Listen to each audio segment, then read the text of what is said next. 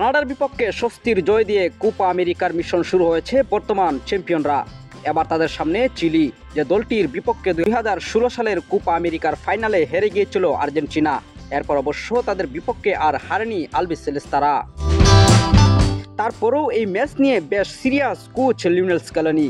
একাদশে তাই বেশ কিছু পরিবর্তন আনতে পারেন বলেই জানিয়েছেন আর্জেন্টাইন সংবাদ মাধ্যম টিওয়াইসি স্পোর্টস।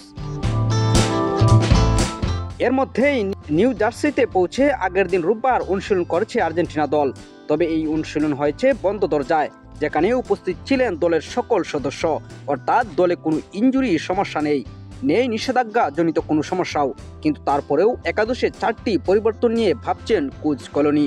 মূলত প্রতিপক্ষের শক্তিমত্তা অনুযায়ী এই কোচ একাদশ বানান বলে এই পরিবর্তনগুলো হতে পারে বলে জানা গেছে। মূল পরিবর্তনের মধ্যে ফুলব্যাক মার্কুস আকুনার জায়গায় প্রথম একাদশে দেখা যেতে পারে নিকোলাস তাগলিয়াফিকোকে।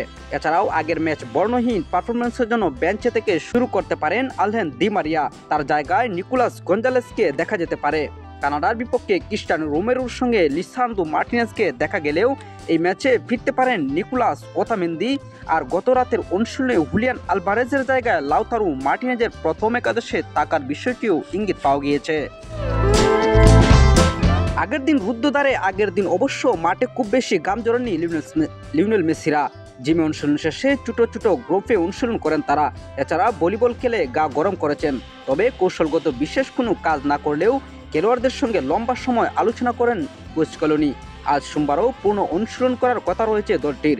এদিন অনুশীলনের পরই একাদশ চূড়ান্ত করবেন কোচ স্কেলোনি। এদিকে চিলির বিপক্ষে জয় পেলে কোয়ার্টার ফাইনাল নিশ্চিত হয়ে যাবে আর্জেন্টিনার। প্রথম ম্যাচে কানাডার বিপক্ষে 2-0 গোলের ব্যবধানে জয় পেয়েছে তারা। অন্যদিকে চিলি তাদের প্রথম ম্যাচে পেরুর সঙ্গে গোলশূন্য ড্র করেছে।